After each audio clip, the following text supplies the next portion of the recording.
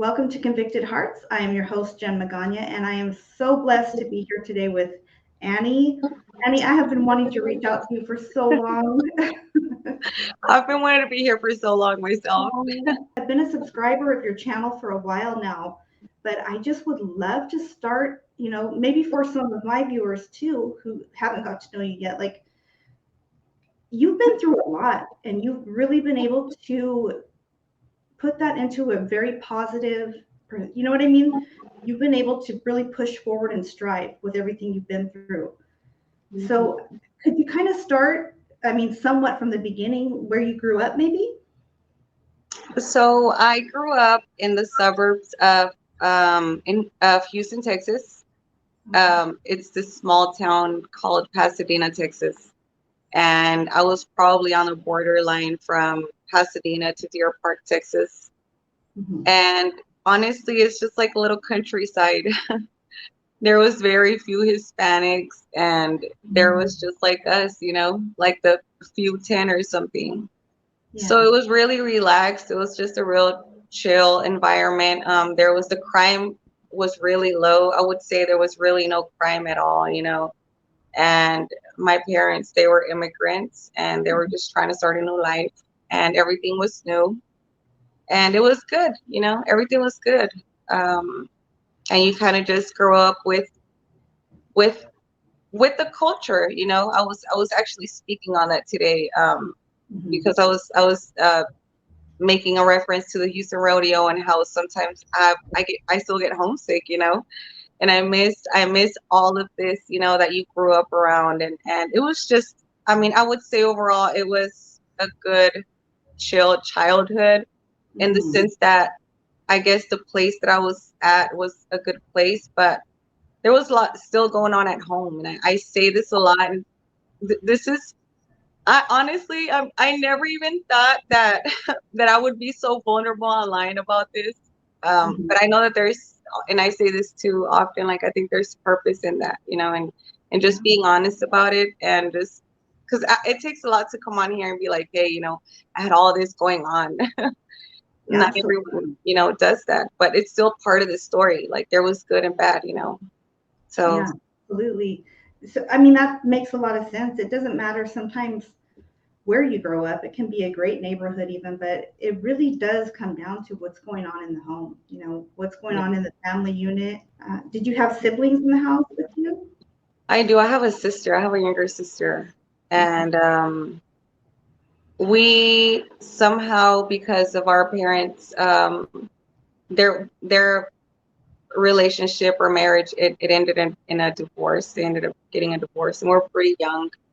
I was Hmm. probably around 11. I remember moving out to this like town home, and I remember like the night fights and all that. And Yeah. them just trying to figure it out, and you're a preteen and you're trying to, you know, you're not really knowing who to side with. And, children are just so vulnerable. So my sister and I were in this situation, and there wasn't a whole lot of us. There was just two of us. So I think that even that brought us just a little closer to, maybe she wasn't really fully aware of everything that was going on, because she was so small, like so small. She's probably like 4 or 5 years younger than me, but there was still like an age gap to where she didn't really fully understand. Right. And there was just a lot of that. And I think, you know because you're so young, you're still trying to figure out yourself, and all of that somehow reflects back to you, like, okay, so I'm a child of these people that just cannot get along, and one is telling me something and the other one's telling me something else. Like, even till this day, when I see stuff like this, and or I know of kids going through something like this, and their parents are just so heated, and they're not really watching their words or their actions, and maybe they're just trying to get back at each other, and you know what I mean, like stuck in this terrible, like, just dynamic of all this going on. And our kids are there, they're watching. They know what's going on, you know. Right. And some kids handle it well, some of us don't, you know. And I was one that I was probably very affected by this. I didn't realize it then until way later, you know. I think it works like that too. I think Yeah. you'll know that, dang, like that wasn't right, you know. Like now Yeah. that you're a mom or a wife, you're like, dang, that wasn't right. Like, why Right. was this going on? You're right. I agree with that. Did you primarily stay with mom or dad, or did you kind of go back and forth? Yeah, there was a lot of that. There was a lot of going back and forth. And now that you mentioned this, my sister and I, when it goes to our relationship, we were always separated. Hmm. And this is a huge mistake. Oh my goodness. I don't know if somebody needs to hear this seriously, but please consider this. Separating siblings is just, it hurts so bad, and it damages their relation, like that relationship, that closeness. Hmm. And this is why here you don't see it as much, but like back in the States, I remember a lot of CPS cases and stuff like that. You see this a lot. And I think this is the reason why it's such a priority to keep the siblings together, because that loneliness, you know, it just is, it's just hard, you know. So we were, you know, when all this happened, it was kind of like, well, you need to choose who you're wanting to be with. Either, you know, do you want to stay home? Do you want to go with dad? I mean, are you not liking what's going on here? Because, you know, and my parents were young.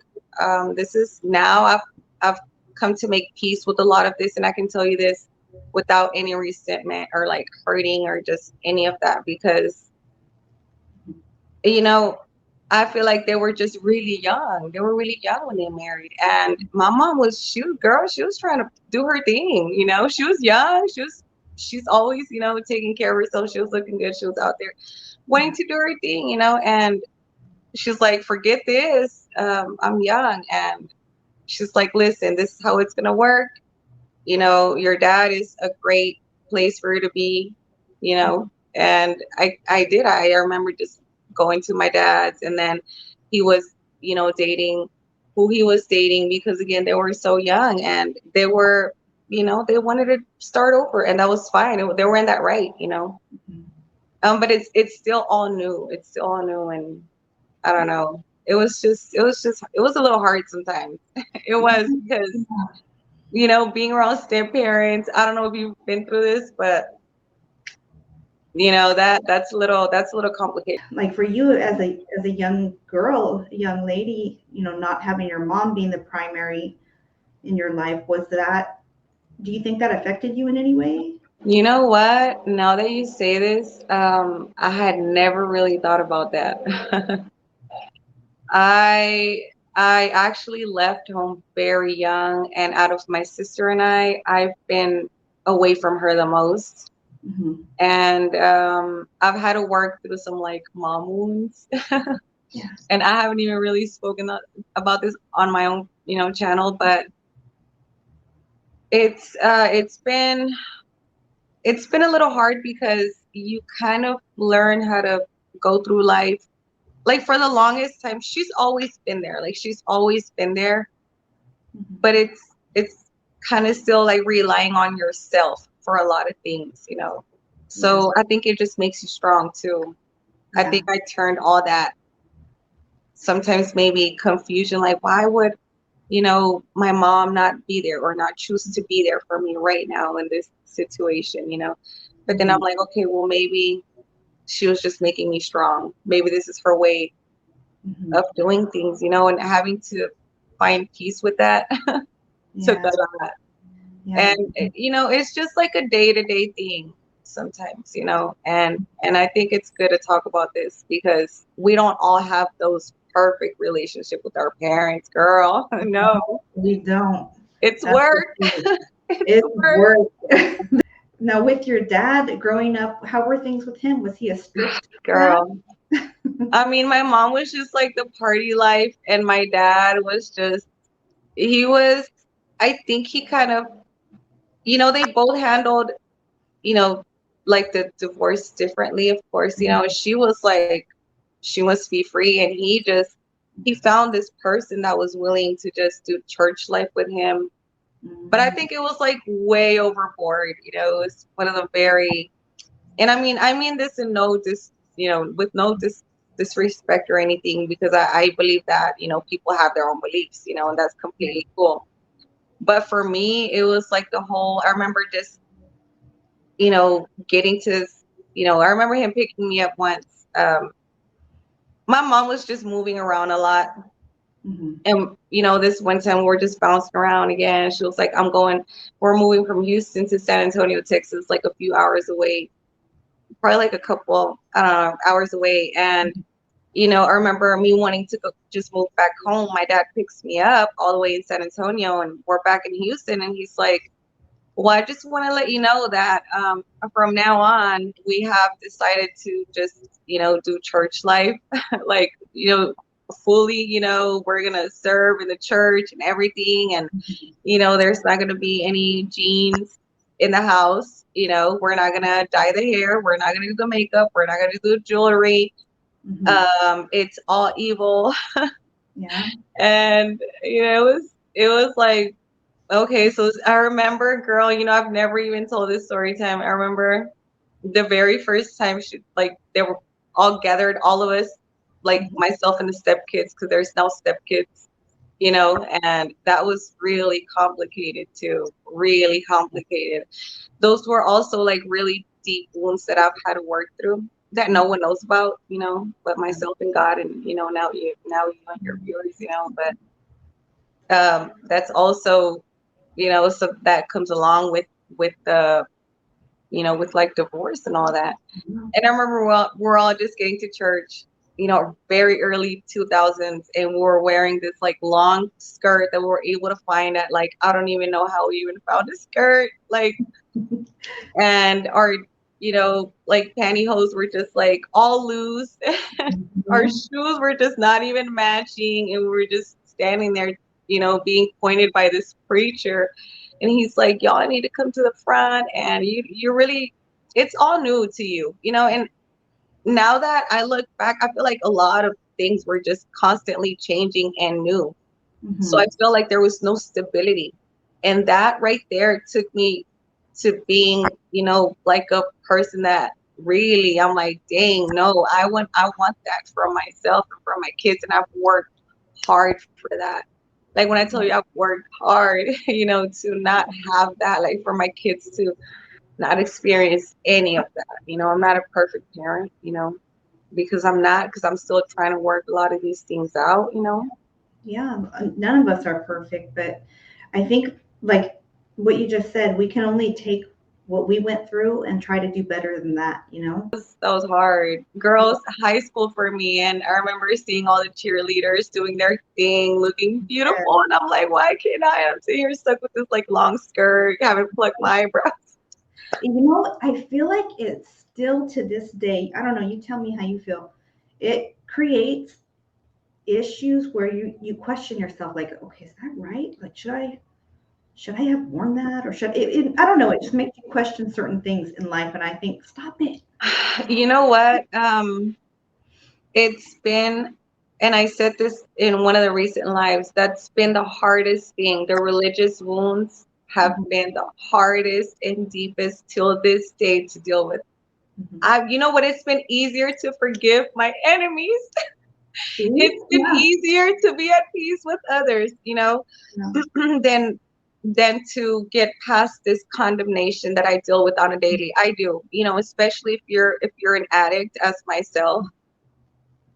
I struggle a lot, I do, because I feel like my heart's in the right place with God, but then I'm struggling with the flesh, and I'm like, but I have learned a lot, and I'm hoping to maybe open up about this and really just really do a heart to heart on this. And Mhm. because in this journey and this, like, really just healing, I think we're just still healing. We're still in that, so, I remember this one time, I remember praying out to God and just being just tired. And I Mhm. want to cry when I tell you this. I was just like, I'm tired. When is this healing situation gonna stop? Like, when does it come to an end? is there ever a time, Yeah. when you're not gonna be just pulling like this little thing out of my corner, like, hey, you remember this? We got to work through this because, ultimately, if we can just shut that all that out and Mhm. just pretend none of that happened, but it's gonna come out. We're gonna somehow in our daily living with our kids, with our husband, with the neighbor, with our coworkers, like it's there. That root is there, Yeah. So it's like once you allow God to get in the root Mhm. and all that other, nonsense going on in there and all the twisted things that I think even a lot of this condemnation that we're saying goes back to that. It was lies. They were straight up lies. And now I'm convinced of that. Like I really am. And you know how I've a lot of those wounds have healed understanding God's love, like truly understanding God's love. And I remember praying out to God, like, hey, if you're really with me, like, please let me know. I want you. I want there to be evidence of you, being Yeah. in my life. And one of those things have been that healing. I feel completely at peace. People as yourself or other people that they're like, Annie, you look like you could just see that joy, and I'm like, girl, what joy? I'm sitting here. I really, but I think I do live in that joy, and maybe I don't realize it, but it's just gotten better. I've just surrendered everything, honestly. Yeah. Honestly, I think that's what it is. For me, it was like 2020, even before that. And when I say that it takes some time to Mhm. when I tell you that it takes some time to heal, girl, I'm saying like 2015 on out. It's been more than a few years, that I remember just one day just started journaling, and it was like me and God, like, okay, girl, we're gonna get this, You're gonna and I get it. remember just writing, just pouring out my heart. And it just started off with just tell your story. Mhm. Just start. How did everything happen? And it was God just pointing out, all of these things, but Mhm. just one day at a time. Yeah, one day at a time. That's right. How did you find yourself to be, growing up in your dad's home, visiting your mom? When did you start coming to find yourself getting in trouble? And Oh my yeah. goodness. So, I guess because of this bouncing around, Mhm. the very first encounter to me acting up was actually in San Antonio, where I was where I left off. Okay. Before I went back to Houston, I remember going to this one middle school called, I think it was like Sam Rayburn Middle School or something.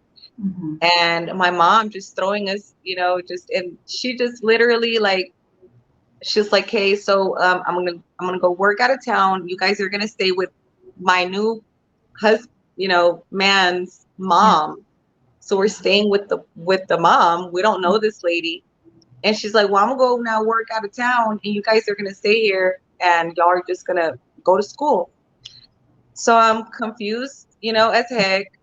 She's off working somewhere out of town, and because in Texas there's like a lot of chemical plants, and that's mostly the type of work that they've done all their lives, and it's Right. been just a very demanding, like very long hours working out of town. So there was a lot of us just being alone, a Mhm. lot of that, you know. And this was just one of those times. And I remember I was just like, honestly, I think one day I just woke up and I said, I don't want to do this. And I get to school and I see like the first cholas that I've ever been introduced to, Yeah. because I'm coming from the suburbs and there's none of that. You know what I mean? There's Yeah. there's nothing but like preppy white girls, Um, and they're pulling up their Hummers or whatever it was that oh, they were wow. driving back Yeah. then. There was probably no Hummers back in the late 90s, but you know what I mean? Yeah. I do. They're whatever they were driving, they were bougie with it, and Mhm. we're the minorities. So I'm sitting here looking at these girls with their wearing their rags. They were repping what they were repping, and I was like, wow, like what is this about? So Yeah. it started getting interesting to me. Mhm. And I think this is honestly the very first time that I probably mentioned it before, but I just now again realized that this is probably how like the very first time that I was like, you know what, maybe I don't have to do good, because I was such a good girl. I was such a good kid in school. I was an honor roll straight A student all my life. My mom, she flexes on that. I'm like, oh, my girls, they were so good. I'm like, shoot, despite Right. the fact, Right.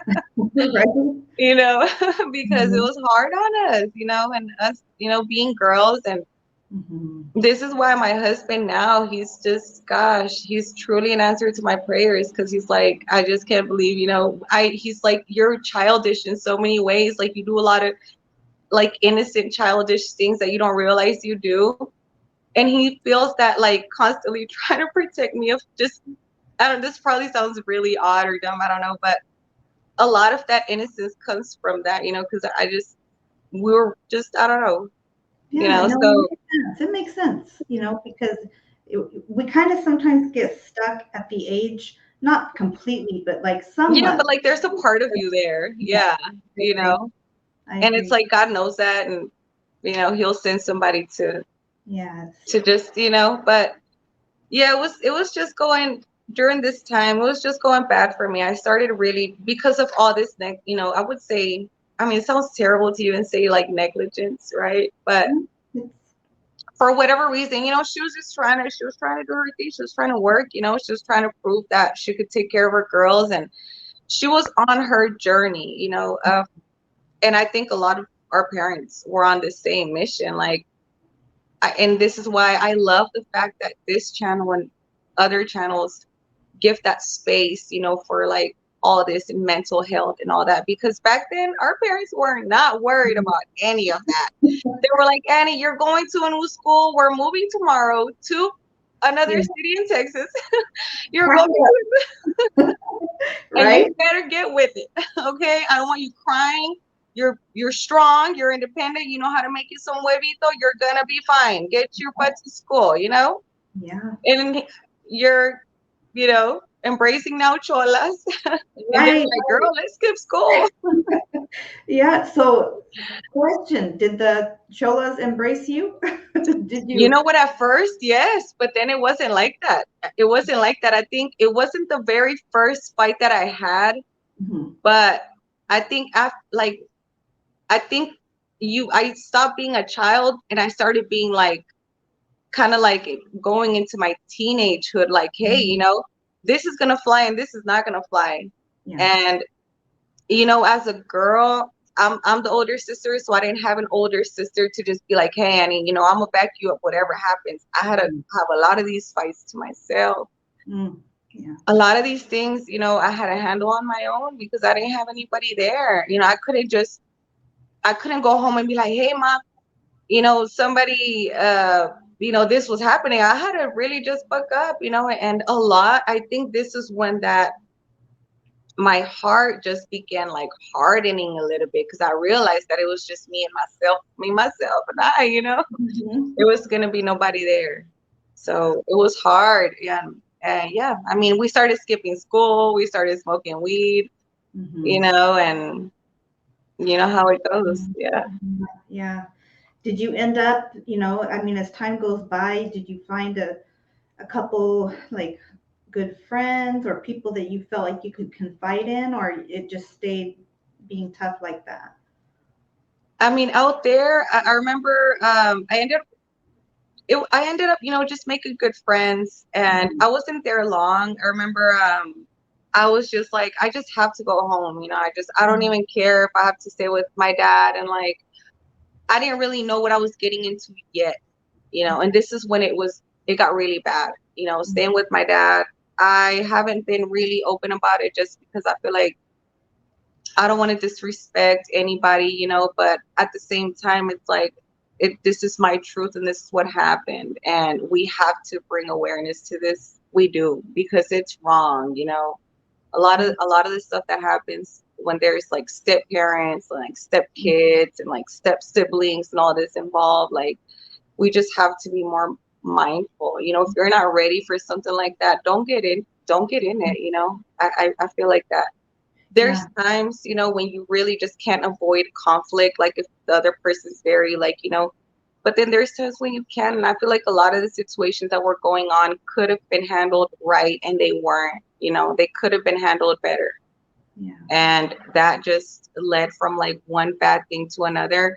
Mhm. And those are a lot of other, you know, things that I've had to work through. A lot of rejection, a lot of, you know, just you're the daughter of, you know, of a person that doesn't want you. Like I would get a lot of all that. That's honestly, that's emotional abuse. Oh, it definitely is. Abuse, you know. Definitely is. And it causes scars. I mean, look, we're still dealing with those things as Girl, yes.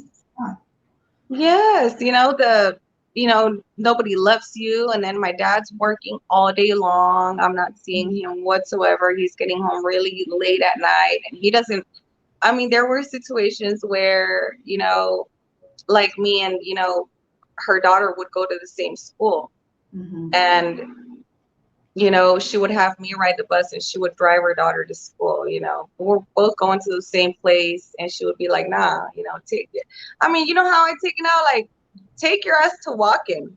Right? You just can't, there's really nothing you can do, you know, but Yeah. now I'm just like, I don't know, I just, it's crazy to me. I think when you're the child in the situation, there really is nothing you can do, you know? You just have to sort of fly through it the best you can. And it's unfortunate. I can't imagine. I'm sure you feel the same way as a woman, you know, treating a child that way.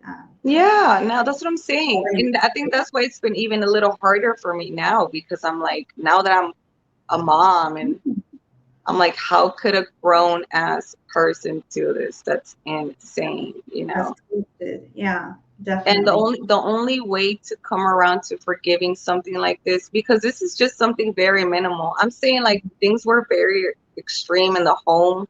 Like you could not leave a fork, you know, with mayonnaise in the sink. You know, there would be like a whole day of being grounded, or you know, you could not use the like I was confined. See this, my journey to prison and to everything that I got into started way before.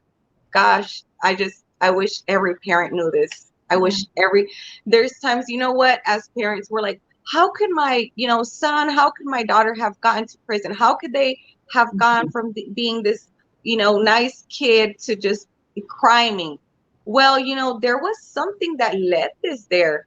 There was hurt. There was probably misunderstandings. There was a lack of quality time. You know, there was a lack of understanding, communication. There was probably, you know, not enough hugs. There was probably a lot of judgment. You know, there was probably, you know, your daughter, she's okay, so she's now not with her wild mother that doesn't want her, but she's confined in a room where she can't go anywhere. Her diary, like my diaries were being read. Like this is stuff that as a, you know, writing to me, and I've said this before, writing to me has been a way of me even communicating with God, you know, because that's, I love reading and writing, and that's just, it's like I feel like it's a gift that God's given me, you know. That's your And connection. That's your release. Yeah. yeah, and the fact that you would, like, I had no privacy. I had no privacy, and I remember just wanting to just run away, you know, and because I couldn't and I had nowhere else to go. You know, my only refuge was turning completely Pentecostal and like refuging in God. But this is when I mistakenly opened my heart up to a lot of religious lies, a lot of religious lies. And that instead of being of help, it it hurt me and it sunk me even more, you know. Mhm. It didn't help for nothing. And I'm 35 still right now getting out of that mud, you know. Right. Right. Still trying to break that. Yeah. Yeah. Yeah. I hear you. You know, it's hurts my heart to hear you had to go through that. Yeah. But it makes a lot of sense as to why you wanted to escape what was going on, you know. Just something as you can't leave a dirty fork. It's Yeah, it was really, it was like that. It was like that. My sister had to go through it. So like when I managed to finally leave and like convince my mom that I wanted to just go back, my stepdad passes away. I was 14 by this time. He passes away, and my mom, she ends up just losing it. Like she loses it. mm, She's just a woman that loves hard, and I understand that now, and I accept her fully now, right. for who she is. I love her to death, and she is who she is, and I'm fine with that now, Yeah. But she just loves deeply, and she was just very hurt, and she completely just went on her own healing journey. And I mean, if she really partied before this now, she was like really just out there she was needing help, and I was like, Mom, I was like, I need to come back home. Like, you need help. She was like, it's not that she needed help, but I couldn't, we all knew that she wasn't doing good, So my sister, she's like, okay, well, you're coming back. So your sister's now going to your dad's. So my Mhm. sister now starts living this whole hell situation that's going on, Okay. and I'm finally out here. But very soon after, I leave, because my mom just starts a brand new life again, doing her thing again. And we couldn't be there. I couldn't be there. It's like nobody could be there. Mhm. So I had to find my own way. And ever since, I was probably like 15 when I, I end up going to like this job corps, it's called, where you can stay. It's like this campus where you live, and like get your Mhm. GED and try to do your own thing. And I was on my way to do something like this before I got caught up, with this one guy that I caught my case, and then, why I'm here and everything. So that's Okay. how it led there, to me just getting caught up with the wrong people. Because if, you're not, there's no home to come to. Yeah. You can be working at Whataburger, Subway, and, sometimes you're going to have somewhere to sleep, and then sometimes, you're not. Yeah. No stability.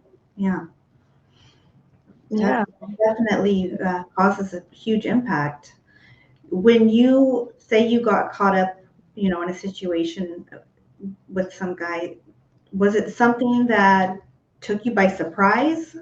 I mean, you don't have to go into detail, of course, but or was it like, No, it's fine.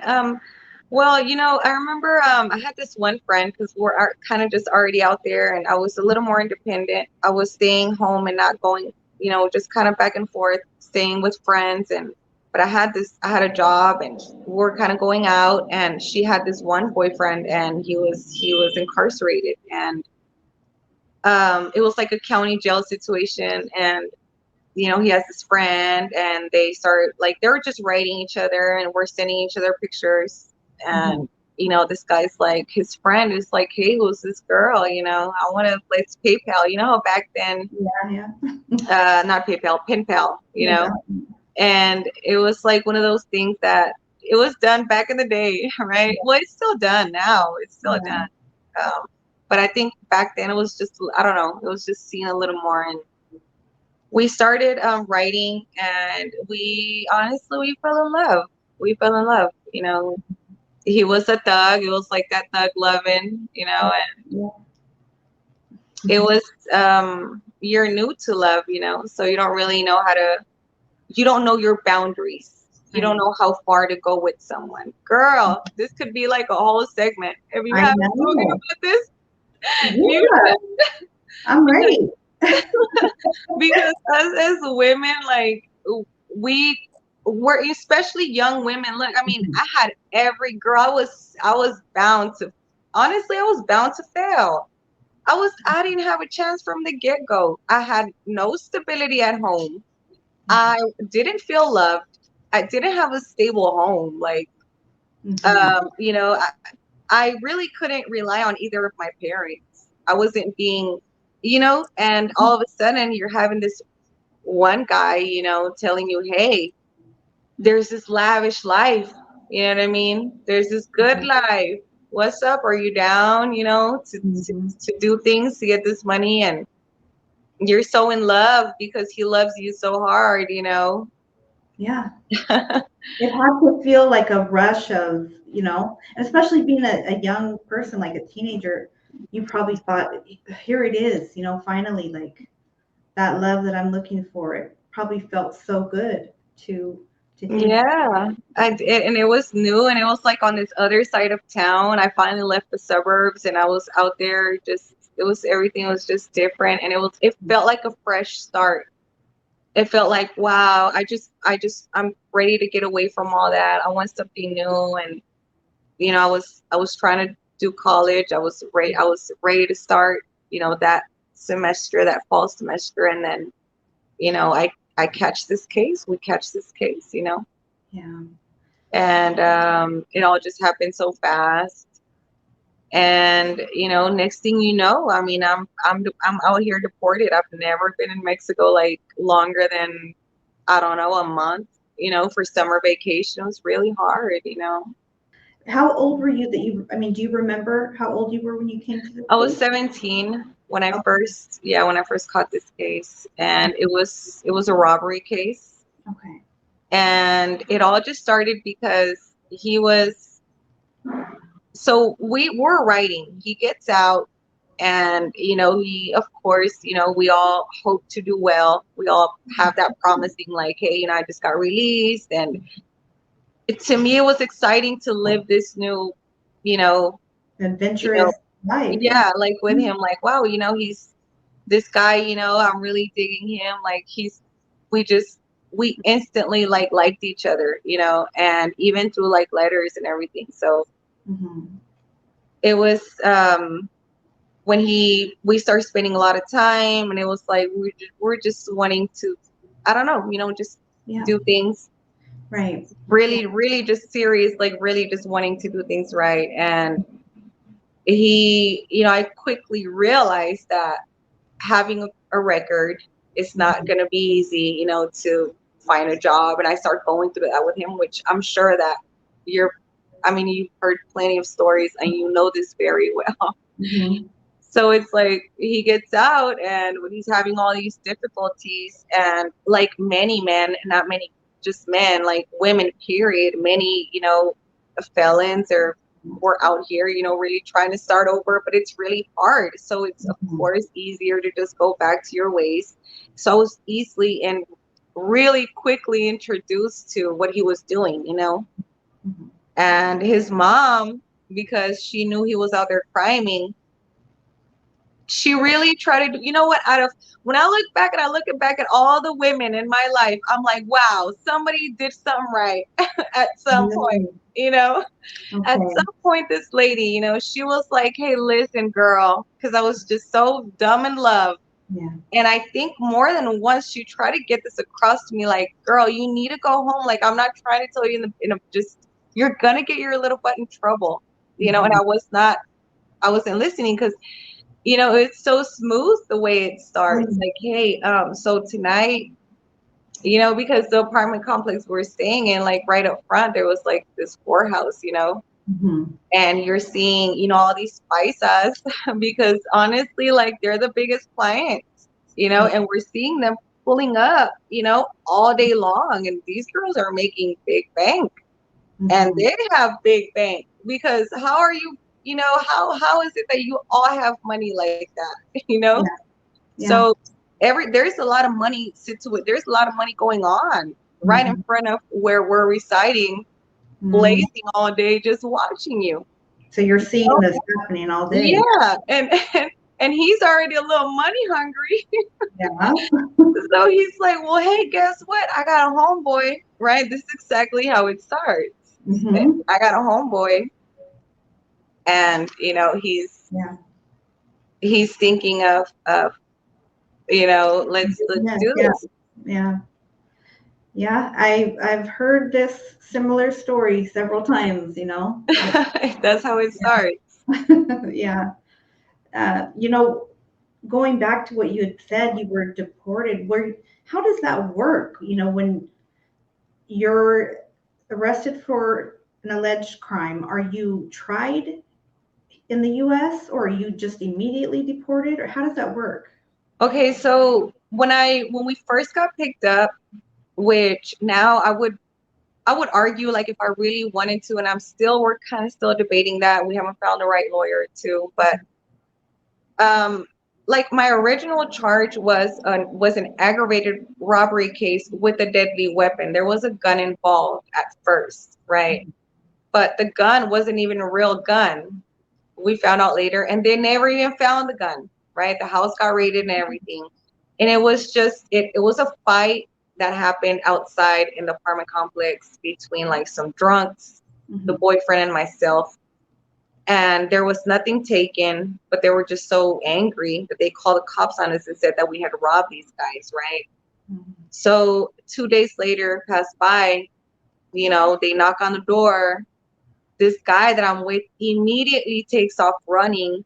I mean, like just bails off, leaves my ass there, no matter how in love, whatever. He was already out on bail. I had already gotten him out on bail because before this, he had gotten himself into something after being released. Oh So, my gosh. when I tell you it was a hot mess, Yeah. it was really bad. And he's off running, and I'm just sitting here like, I'm thinking, oh my goodness, this guy, somebody call the cops. And then I realized that the guy that we got into it with was our neighbor, Okay. upstairs neighbor. And we just start arguing, and the cops are just like, you're the girl that was there, and they take you in. They read my charges, and they're like, okay, so you're in for aggravated robbery, you know, with with the deadly weapon, whatever. They search the house, they find nothing.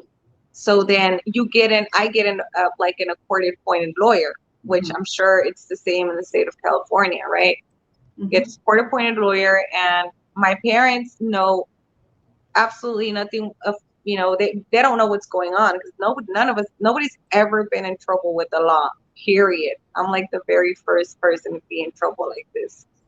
And I'm calling them, and they're like, what's going on? What's going to happen? I'm like, well, I'm at the Harris County Jail. And they're saying that they're trying me for this, but it was a fight. And they were just like, well, we don't know what's going to happen. And, by this time, my mom's living back in Houston, and my dad's just still, with this church going situation. And they end up not knowing what to do. So I stay with this, a court appointed, which of course is not going to do anything for me. And he's like, okay, well, because they have so many cases, and if you've read books on this, you'll see that um, you know, there's just so this is why, man, like I do believe that there's so many of us doing way more time than we should, that there's so many cases that went quickly left that could have been avoided, Mm-hmm. and the system is just broken in so many ways. So my case was one of these cases that was just, this is exactly what happened, because there's got to be speed through the courts.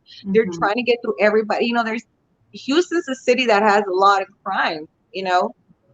I'm sure, and there's a lot of crime in California too, because I've read books on this. So it's like they process you so fast. And he's like, okay, so we're gonna knock the aggravated because there was no gun, so we're just gonna say it was a robbery case, okay? And I'm like, well, there was no robbery. He's like, well, if you want to fight this and they find you guilty, you're facing 5 to 99. And I'm like, what? 5 to 99? And I'm 17. I have no idea. Seriously, I have no idea what's going on. And I'm like, oh my goodness. Like, everybody's coming back from court and they're getting the 15. Like, the state of Texas, I'm not really acquainted with the laws in Mm-hmm. California, but I'm sure they're not as strict as they are in Texas. Yeah, I've heard Texas is much more harsh.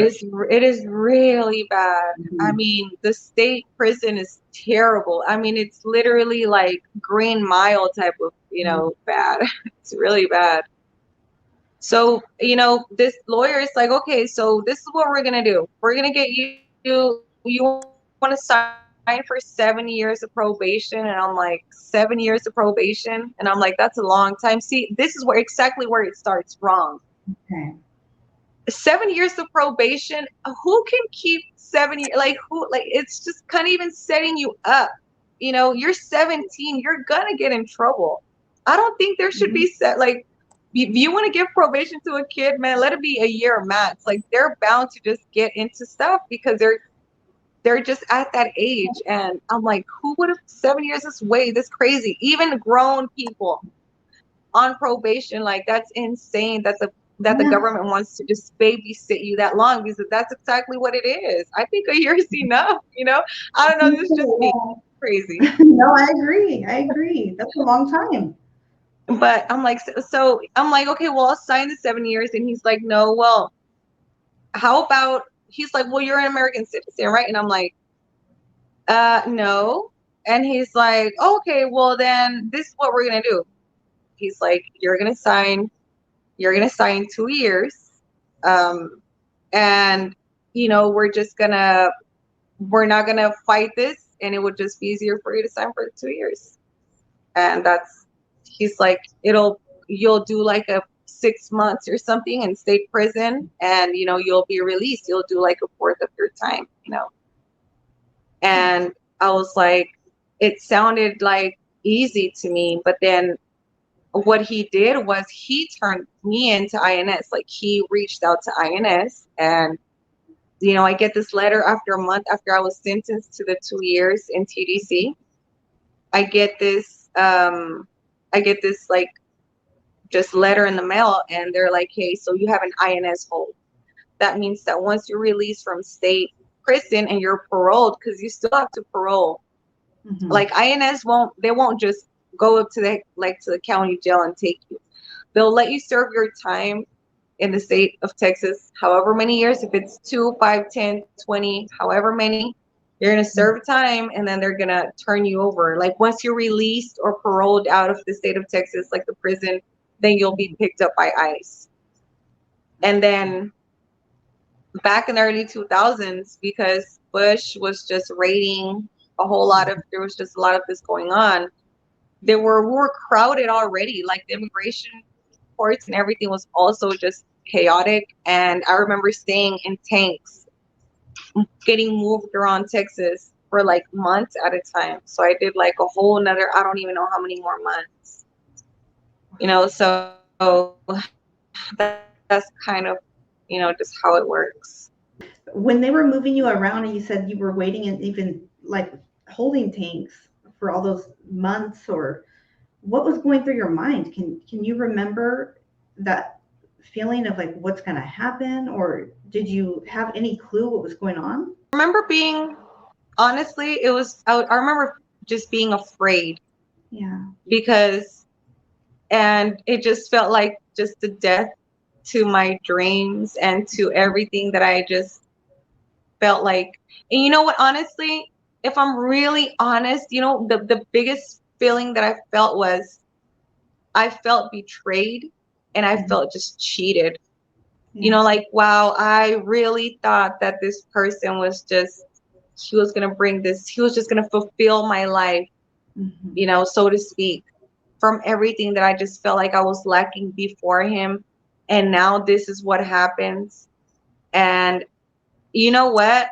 I've never told anybody this, but I remember being in this state prison, and it Mhm. was late at night, and the tanks in that specific prison was like 64 beds in a pod. And I remember there being like a lot of us, and at night, it was no cells. It was like an open space. Can you imagine 63, 64 women all stuck together like day and night? My goodness, I'm telling you, when I tell you the state of Texas is just, they're cruel with it. They are. Okay, so we have like cubicles, and Mhm.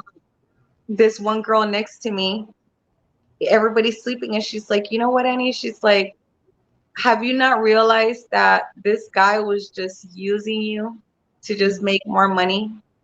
Because when I tell you that it went from, okay, let's get a little bit of money, from like the girls up front, let's go out there and like get them, let's go get them, let's go take, their money from their boots and this and that. You see that Cadillac over there, you want to go get that, or you want to go have like a shopping spree, at the mall or whatever.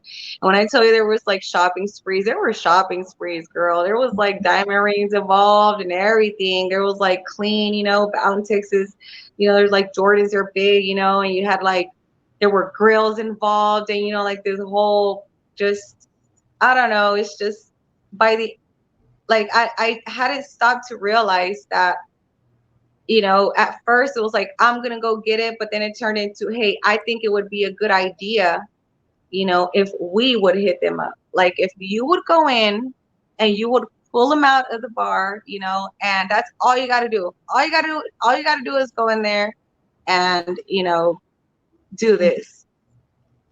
And, you're so in love, you don't question it. Right. You don't question it. Yeah. So When that girl, mentioned that to you, did it hit you in oh that my moment? goodness. It was really hard. I remember crying that night. It was one of those nights you'll just never forget, and at first I was so hurt. At first I was hurt with her. I was like, how could you tell me something like this? Yeah. But she was older, and we need women like this in our lives. And Yeah. I think sometimes God will put those people in our lives, and honestly, I would think we should all care enough to be like, baby girl, you're so young.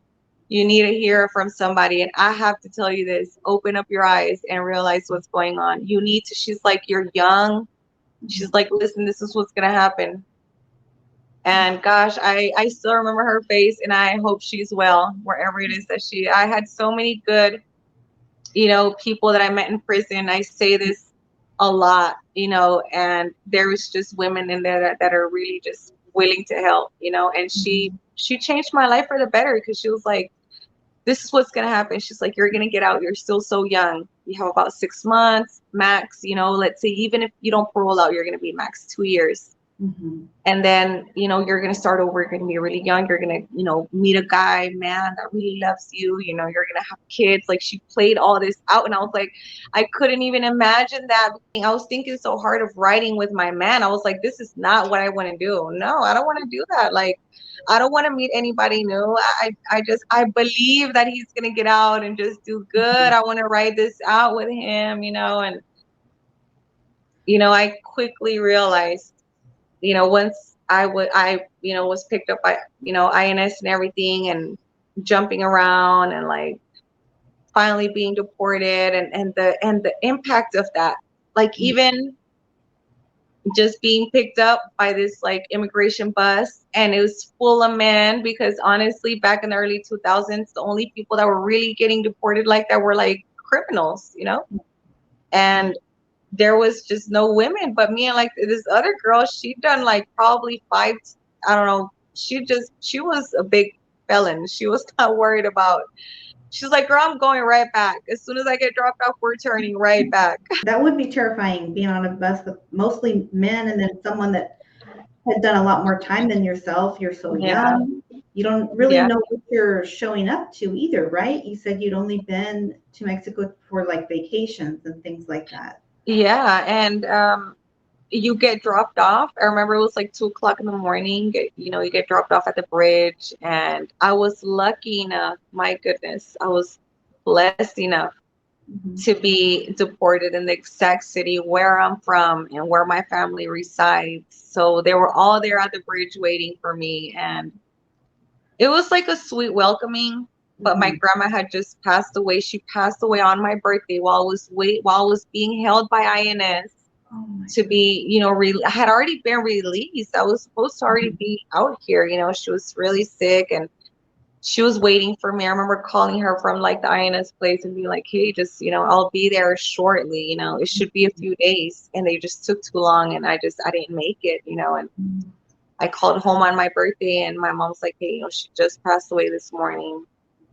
And it was just really hard, so I get deported exactly a month later, and everybody's grieving. I mean, everybody's still grieving. So that made it even harder, because it's like I just got deported and she just passed away. And That had to be very difficult. I mean, and you're grieving too, but you're also, I'm sure, somewhat in shock, trying to think of what you're going to do. yeah, it was like that. Mhm. Did you take a while to sort of settle in? Or I don't even know where you would start. Like, did you think, let me get a job? How does that work? You know what I got?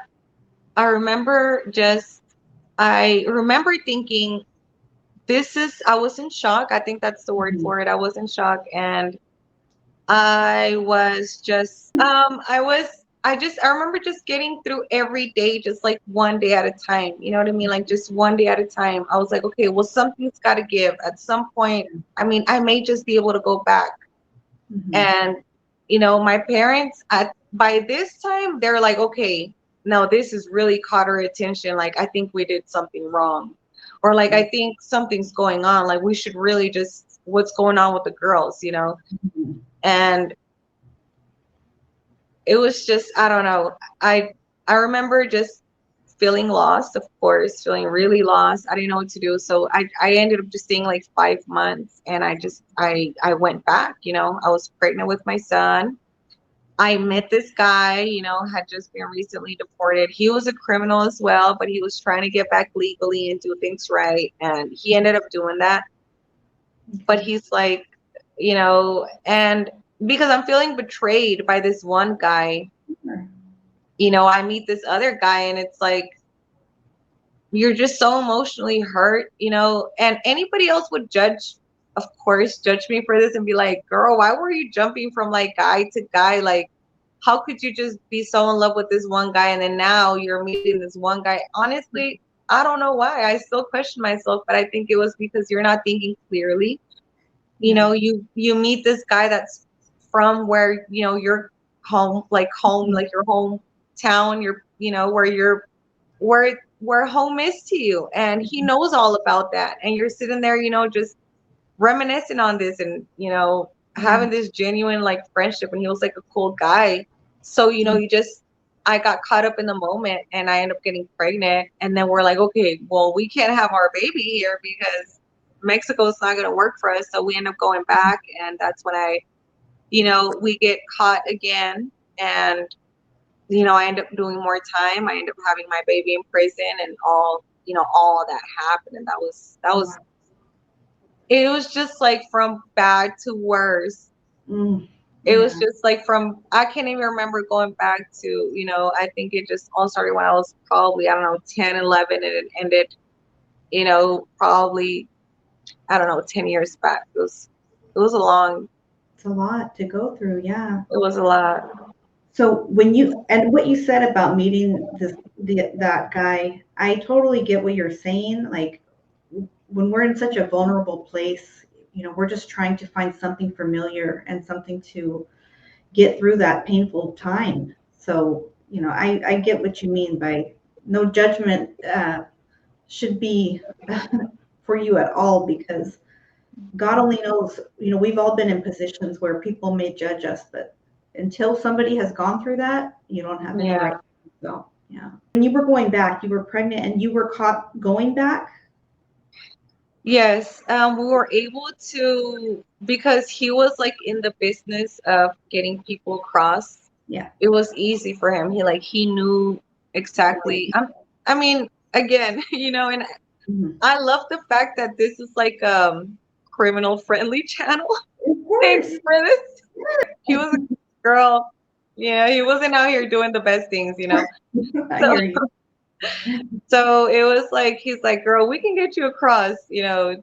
today. So it kind of worked like that. And then we get to, a checkpoint to go further into Texas. You have to, go through this checkpoint. And this is when we get checked. It was Christmas of 2005. And I'm 2 months pregnant, and it's such a miracle, even now thinking about it, like that I didn't miscarry or anything like that. Because Yeah. it was just a huge shock again, like, oh my goodness, I remember that night clearly.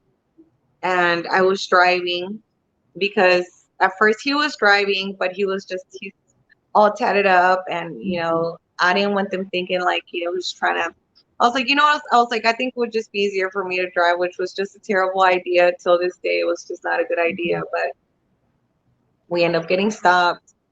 And, he's like, well, we want to see who he is, because he's looking like we just want to know who he is. Yeah. And he's out here really just risking himself, because he had to just wait a few more months for his like papers, legal papers, He had like manslaughter cases and everything that were completely just, his record was just clean, and he could have been back right, but instead, because he crossed before he was supposed to, he ended up doing like 2 years in county jail, and things just got really complicated for him. But he's a guy, like, he didn't care, There was no love. There was never love like that. But I guess he was like, I'm still gonna make sure you get across and, have the baby out there. But it was hard because I knew that I had a lifetime ban before this. So they were like, if you cross back, you're facing many years in federal prison. It's not going to be a state prison when, you'll probably do like a half of, or, a fourth of your time, in the state of Texas, federal works different. So you're going to have to carry out your whole sentence, and they were saying 20 years, you're going to get them. So I remember I went in the restroom after getting, our fingers were, they ran our fingerprints. They were like, okay, so you just got deported. You're definitely going in. And him, we're going to handle him, because he's not supposed to be here either. So I went in there. I cried my eyes out like I've just never cried before. And I knew then that I was not going to raise my baby. I was like this. I knew then that was like the end of it. I was like, yeah. And I decided that day that I was gonna just not cry again. I was like, you know what? I'm not gonna be this wuss in here crying about my own choices. I was like, I'm gonna just buck up and I'm gonna handle the consequences, and I'm not gonna cry anymore. And I hardened my heart even more. I gave birth while I was still waiting to be sentenced. It was really hard because I didn't know. Again, I got another court appointed lawyer. And my parents now, they didn't have the money then. They didn't have the resources that they have now. Now they've gone back and spent all this money, wishing that they would have spent the money when I was, before I was convicted. Yeah. Now it's just way harder to go back and like overturn that. It's just way too complicated. It should have been fought then. But I mean, it happened and it is what it is. But yeah, it could have gone better for me. But I can say that I was still blessed. I got 2 years, like 24 months. They go by months, and I was just grateful. I was grateful. Yeah. And this was in the feds this time? This was in the feds, and my time in the feds was a lot harder. Not because of the facilities, because state is just like the worst. Texas state prisons are just seriously like, there's no AC. It's hot. It's hot. Texas has that hot weather. And yeah, it's really bad. And when it's cold, it's really cold out there. There's no hot showers. So you're having really cold, winter showers, and, you have to walk in straight lines. You can't just freely walk. I don't know how it is in like California, but like, so as soon as you like leave a building, you're always walking with your hands behind your back. And I've even met inmates after doing, 10, 20 years out here in the free world. They still have a hard time not, because it's a thing, so it's like TDC's cruel like that, girl. Yeah. Yeah, that sounds so harsh, like the mental part of it. Even the feds were a lot better though. The feds were so much better. And like it was, you had real like rooms, you had real mattresses. You had like real dining rooms and like salad bars and like fountain drinks, and it was just real different. Yeah, it sounds like it. When you had your baby, did you give birth in a hospital outside of the? Okay. Yes. So when you're pregnant in prison, you'll get like pulled out like for your monthly checkups. So you get that prenatal care while you're waiting for sentencing. And usually by the time, I would say, there should not be any like, or there's usually not any pregnant women in like the prisons, because county jails, it's like you'll ride it out a while there before you're sentenced. I was in prison for like 13. I'm in county like jails waiting to be sentenced for 13 months. So I had already, Mhm. had my son and everything, and or how many? No, wait. No. I had 13 months left to finish my sentencing, but I had been incarcerated, like I had given birth and I still wasn't. So Okay. all of like there was at least like four, I think there was like four of us waiting Mhm. sentencing that happened to give birth, and a few of them they got a long sentence. I was one of the shorter sentences, but we all ended up giving birth before even getting to prison. So we all got, that prenatal care. We'll get pulled out. We all gave birth in the same hospital, and you would like immediately come back. I spent like 3 days at the hospital because it was like a C-section. But if you had like a natural birth, girl, you would be right back. And there's like no breastfeeding. There's like initial breastfeeding, but it's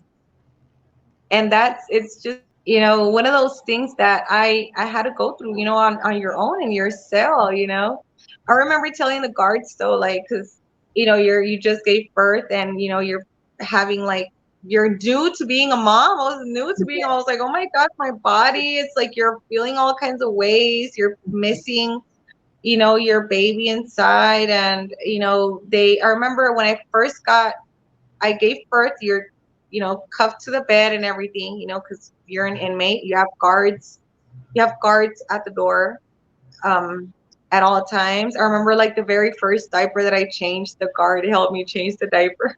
Yeah. And it's, they're just there all the time. So you're translated back to the facility, and they throw me like in this hole. And before I was pulled out, like before I gave birth, I was like in a pod. There was like 8 of us, and I was like, you cannot possibly put me back in a solitaire confinement. I'm gonna go crazy. Like, put me back, with the women.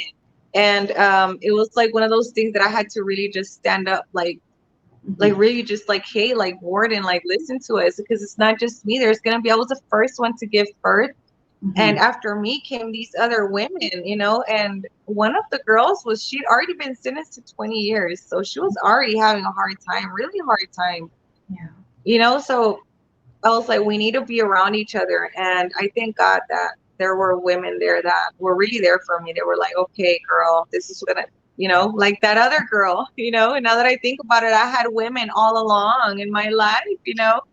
being like, okay, this is what's gonna happen to your body. They're gonna dry out, you know, you're gonna Right. miss your baby for a few days, but Well, thank God. he's gonna be fine. Yeah. It sounds like I've noticed, with the women I speak to, there's much more of a feeling of community, amongst Yeah. the.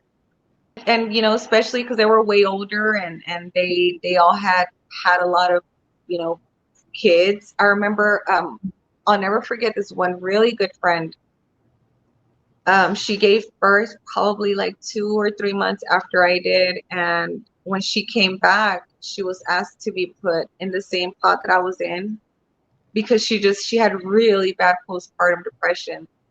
And now that I look back on it, I didn't experience this because I had never had a child before, and I didn't really know what I was missing. And she had she was a mom. She'd had, a couple of kids before this, and it was just tearing her apart. She was like, "Oh my goodness, I just cannot." And now she was released, and I now I know that she came out, and she got to raise her baby girl. She had a little girl and her kids, and she just has a very happy life. And Oh, thank oh my God. goodness, if you have a, inmate, whoever it is that's doing time, and you're listening, my goodness, there's life after prison, and it gets so much better. These hard times, they don't last forever. Right. Right. I think that's so important to, that you're spreading that word. And I mean, it might be some really difficult things that we talk about sometimes, but encouraging someone that you might not even know needs it. Yeah.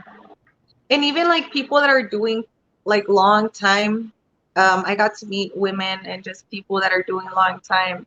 There's there's this peace that comes Mm-hmm.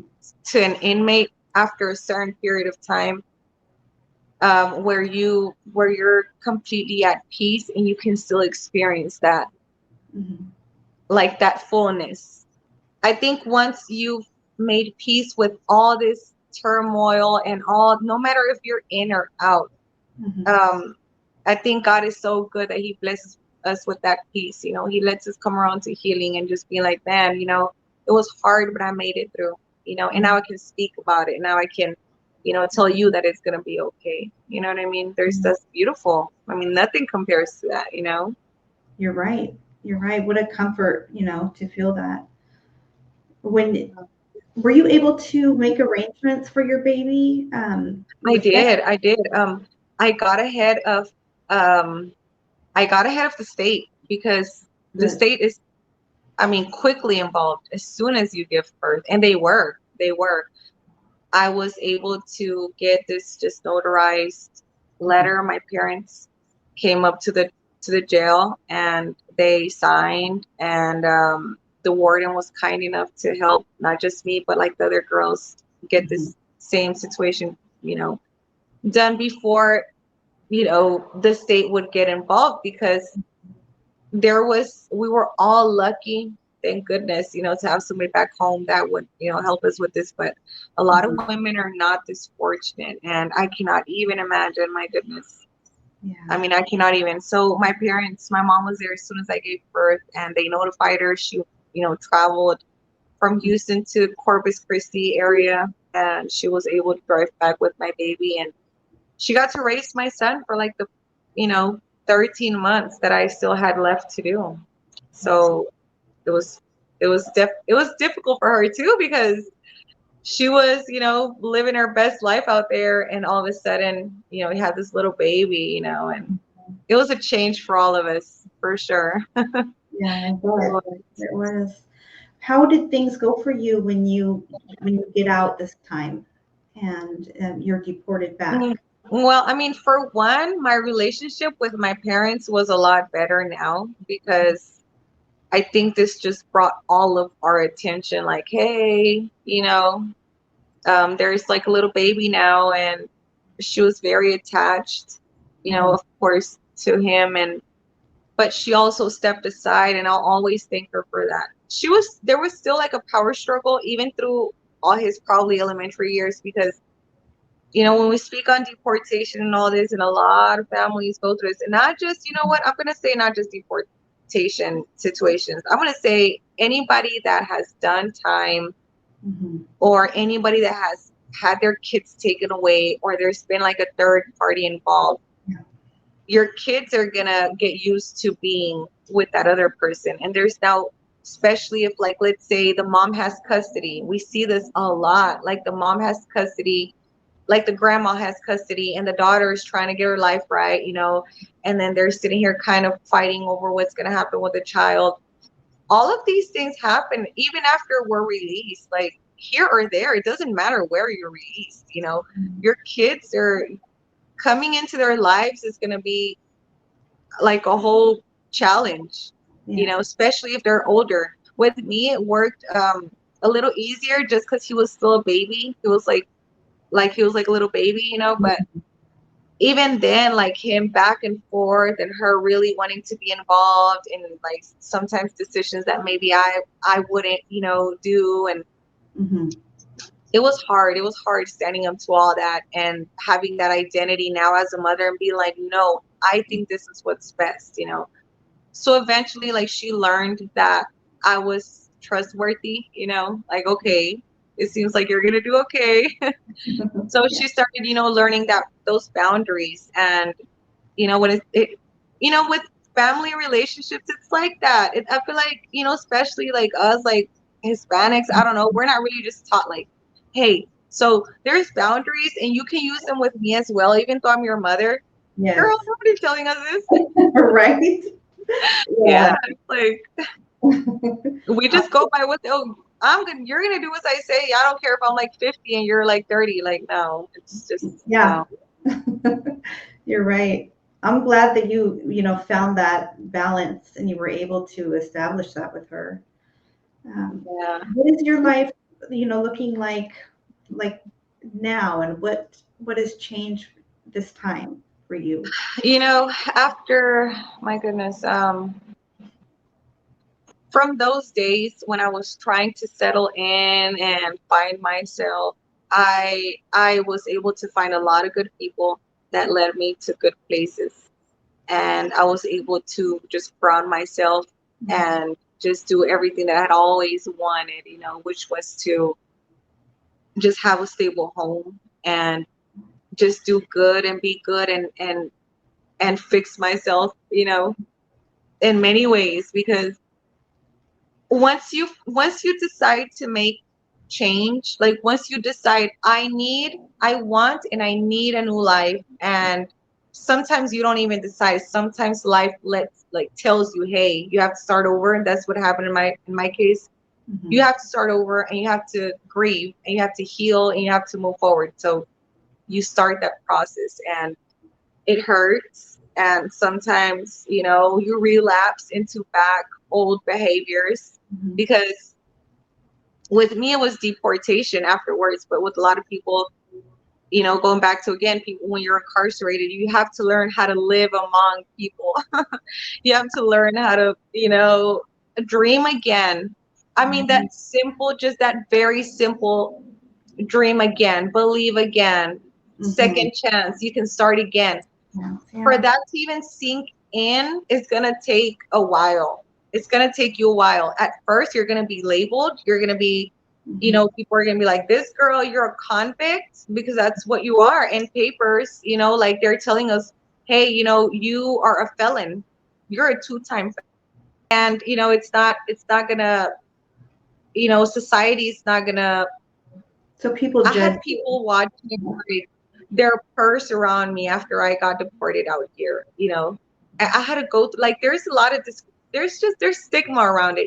So you're gonna go through stuff like that. People are Mhm. gonna label you. You're gonna be pointed out. You're gonna be misunderstood. I feel like nobody would believe in me, so I had to make that quick decision that I had to believe in myself. And I wholeheartedly believe that that's what brought me where I'm at right now. Because I was like, if nobody cares enough to just believe that I can do better, I'm going to do that for myself, because I deserve that. And Yeah. just little by little, I guess just one good decision or step, you know, after another, where we need to be. Yeah. Yeah. That's awesome to hear. Yeah. And you're in a position now where you found someone that you love, right? You're married? Yes, I Okay. met my husband. Yeah, and I thank God that it didn't take so long. I think I went like 2 years after my second deportation, and me now raising my little baby, and me finding Mhm. my way and everything out here. And I became a teacher, and I was just, I had made up my mind that I was gonna do right, and that's what I did. And that led me to, being around people that wanted to do good. I met this one teacher. He'd gotten like 20 years. He'd been since 20 years in TDC. He was from Houston as well. He did his time. He was released. He started over. He married this beautiful, girl that we're now really good friends. And they were able to just be like, hey, there's life out here in Mexico. Like, hey, it's English speakers. So I felt really close to them. And they were just wonderful people that was so young. So I was still, it kind of just went like that for me. And I met my husband, and we just started going to church. But this time it was different. Like, it wasn't like back then. So I had to just, you know what I mean? Just Mhm. uh, find my way. But I'm much better now. I was able to, get a nursing degree. And yeah, like, and I'm grateful that God just gave me a second chance with everything. But to me, even the most important thing for me has been just my family. I mean, that's just been the biggest blessing to me. my kids being well. We're not perfect. Like, we're still working through things. Like, I'm very open with my kids. I'm like, hey, listen, your mom went through a lot of things, and sometimes, like, when I learn like something, I let them know, like, hey, I made a mistake, and I'm working through something, and they're very understanding, and I feel blessed for that. Yeah, I think that's good. I think we need to be more open with our kids. Yeah, because they That's, know what's going on already. It's like they yeah, they know what's going on. it's better. Yeah, it's better to hear it from us first. Yeah. I'm so blessed to finally sit with you, chat with you, and hear about your story. Like I said, I've been a subscriber of your channel, but to hear you tell in your own words everything that you have overcome and to see the faith and resilience that you still have in you today is truly a blessing.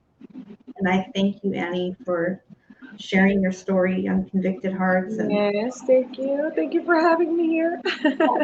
yeah, we're going to have to do something again in the future. I would love to do something I like know. Let me know. I am down for just because I think that I just think this is just a safe space.